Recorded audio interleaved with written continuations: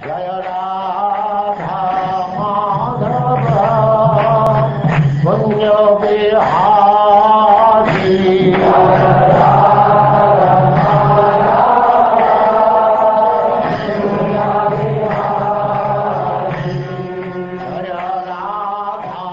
And now chapter 13, description of the descendants of Dhruva Maharaj.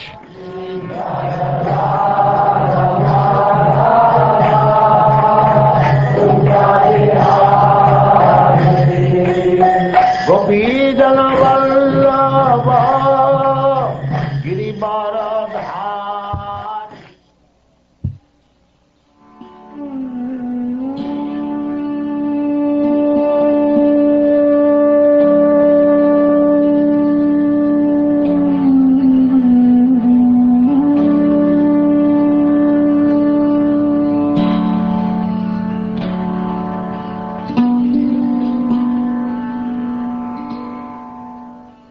Sutta Goswami, continuing to speak to all the rishis, headed by Shonaka, said, After hearing Maitreya Rishi describe Dhruva Maharaj's ascent to Lord Vishnu's abode, Vidura became very much enlightened in devotional emotion, and he inquired from Maitreya as follows. O greatly advanced devotee, who were the Prachetas? To which family did they belong? Whose sons were they? And where did they perform the great sacrifices? I know that the great sage Narad is the greatest of all devotees. He has compiled the Pancharatrika procedure of devotional service, and has directly met the Supreme Personality of Godhead.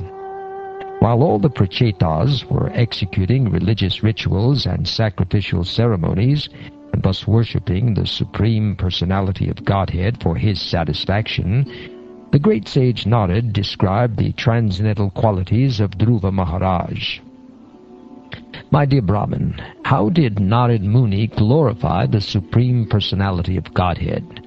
And what pastimes were described in that meeting? I am very eager to hear them.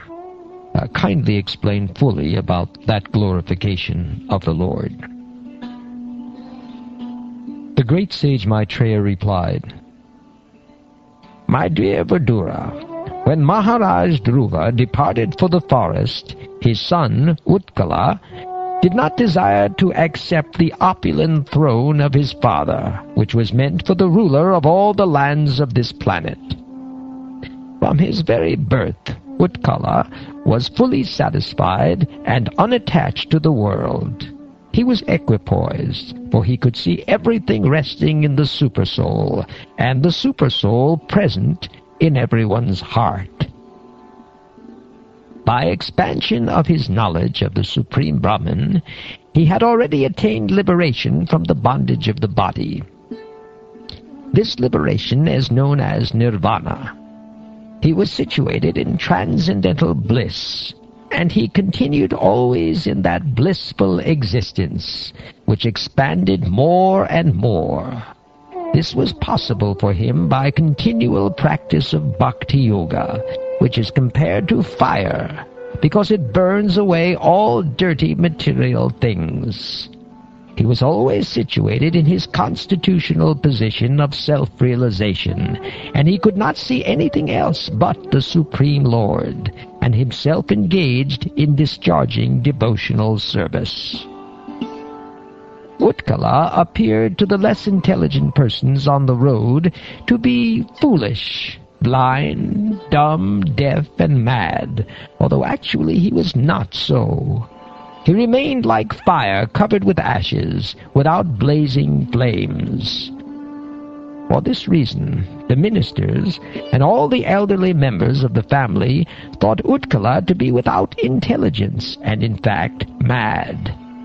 Thus his younger brother, named Vatsara, the son of Brahmi, was elevated to the royal throne, and he became king of the world.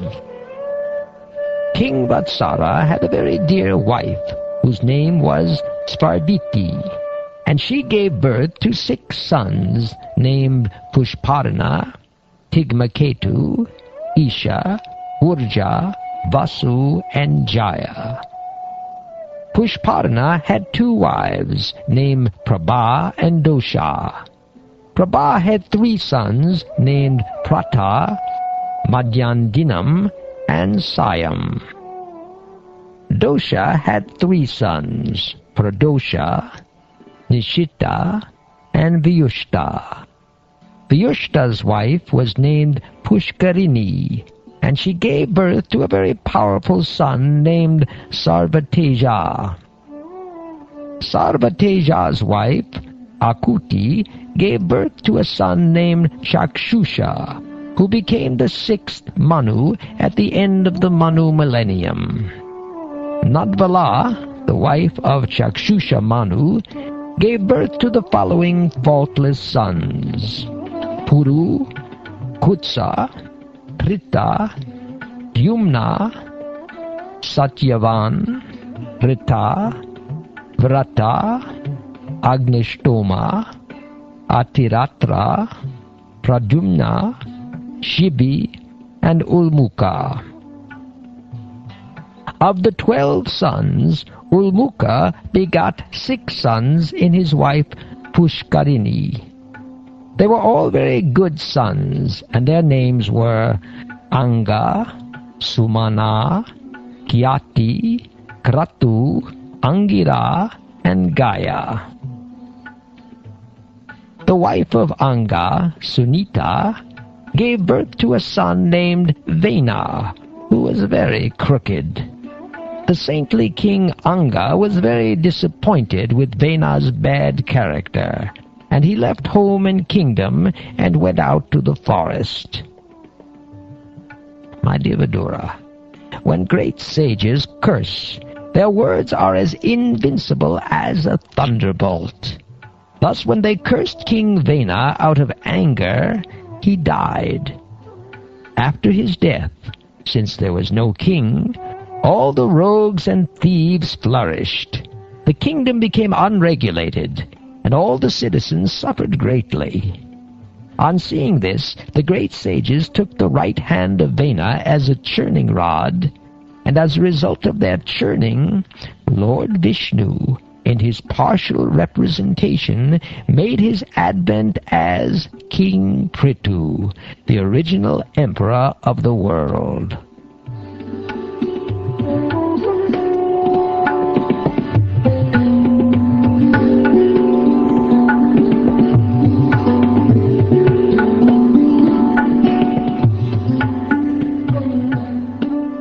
Vidura inquired from the sage Maitreya, "My dear Brahmin, King Anga was very gentle.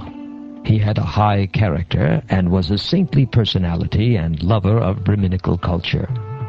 How is it that such a great soul got a bad son like Vena, because of whom he became indifferent to his kingdom and left it? How is it that the great sages, who were completely conversant with religious principles, desired to curse King Vena, who himself carried the rod of punishment, and thus awarded him the greatest punishment, Brahma Shapa?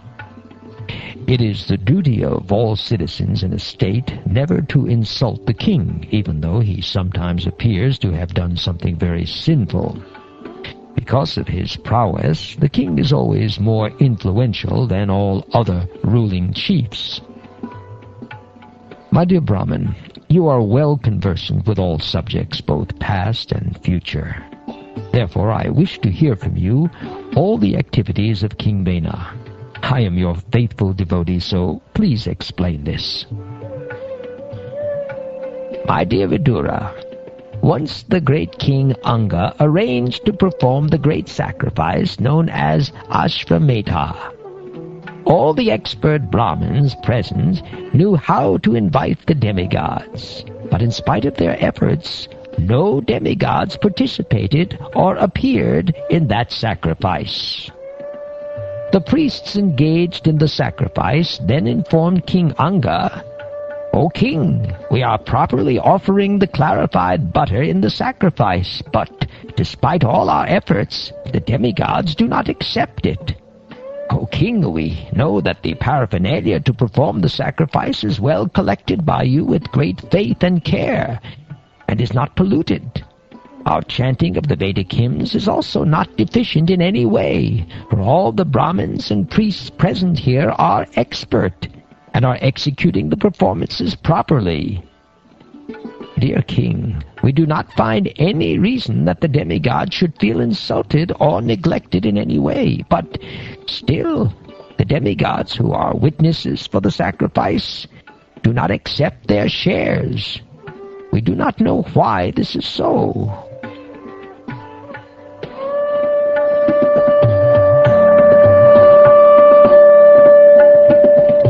Maitreya said, King Anga, after hearing the statements of the priests, was greatly aggrieved.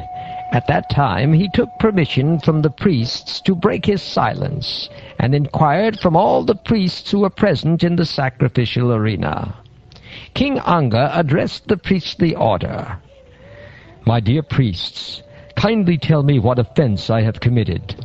Although invited, the demigods are neither taking part in the sacrifice nor accepting their shares. The head priest said, O king, in this life we do not find any sinful activity even within your mind, so you are not in the least offensive. But we can see that in your previous life you performed sinful activities, due to which, in spite of your having all qualifications, you have no son. O king, we wish all good fortune to you. You have no son, but if you pray at once to the Supreme Lord and ask for a son, and if you execute the sacrifice for that purpose, the enjoyer of the sacrifice, the Supreme Personality of Godhead, will fulfill your desire. When Hari, the Supreme Enjoyer of all sacrifices, is invited to fulfill your desire for a son, all the demigods will come with him and take their shares in the sacrifice.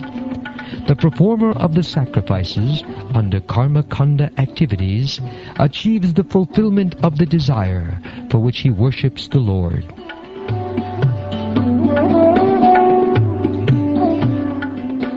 Thus, for the sake of a son for King Anga, they decided to offer oblations to Lord Vishnu, who is situated in the hearts of all living entities. As soon as the oblation was offered in the fire, a person appeared from the fire altar, wearing a golden garland and a white dress. He was carrying a golden pot filled with rice boiled in milk. The king was very liberal, and after taking permission from the priests, he took the preparation in his joined palms, and after smelling it, he offered a portion to his wife. Although the queen had no son, after eating that food, which had the power to produce a male child, she became pregnant by her husband, and in due course of time she gave birth to a son. That boy was born partially in the dynasty of irreligion. His grandfather was death personified, and the boy grew up as his follower. He became a greatly irreligious person. After fixing his bow and arrow, the cruel boy used to go to the forest and unnecessarily kill innocent deer. And as soon as he came, all the people would cry, "Oh, here comes cruel Vena! Here comes cruel Vena!" The boy was so cruel that while playing with young boys of his age, he would kill them very mercilessly, as if they were animals meant for slaughter. After seeing the cruel and merciless behavior of his son, Vena, King Anga punished him in different ways to reform him, but was unable to bring him to the path of gentleness. He thus became greatly aggrieved. The king thought to himself, Persons who have no son are certainly fortunate. They must have worshipped the Lord in their previous lives, so that they would not have to suffer the unbearable unhappiness caused by a bad son. A sinful son causes a person's reputation to vanish. His irreligious activities at home cause irreligion and quarrel among everyone, and this creates only endless anxiety. Who, if he is considerate and intelligent, would desire such a worthless son?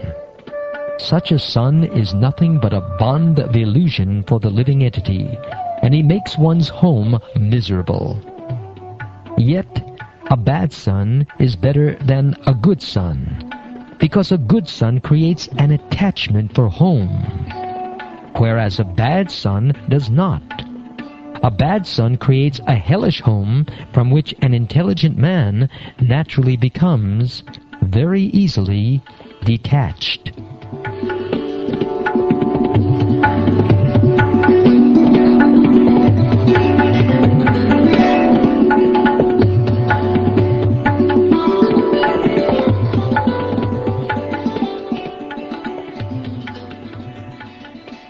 Thinking like that, King Anga could not sleep at night. He became completely indifferent to household life. Once, therefore, in the dead of night, he got up from bed and left Vena's mother, his wife, who was sleeping deeply. He gave up all attraction for his greatly opulent kingdom, and, unseen by anyone, he very silently gave up his home and opulence and proceeded towards the forest.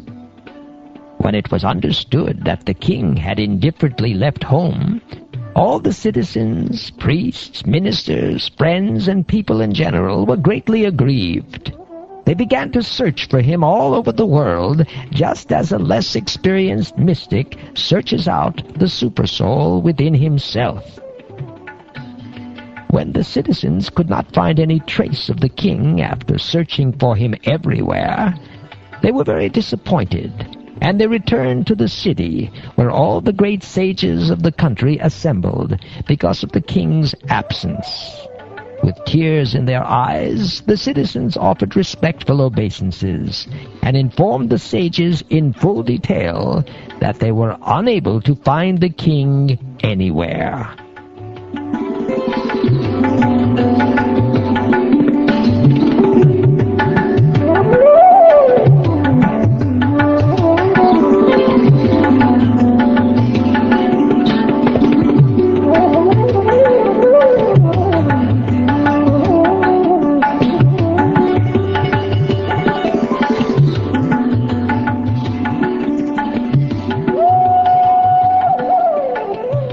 Thus ends the 13th chapter of the 4th canto of the Srimad Bhagavatam, entitled Description of the Descendants of Dhruva Maharaj.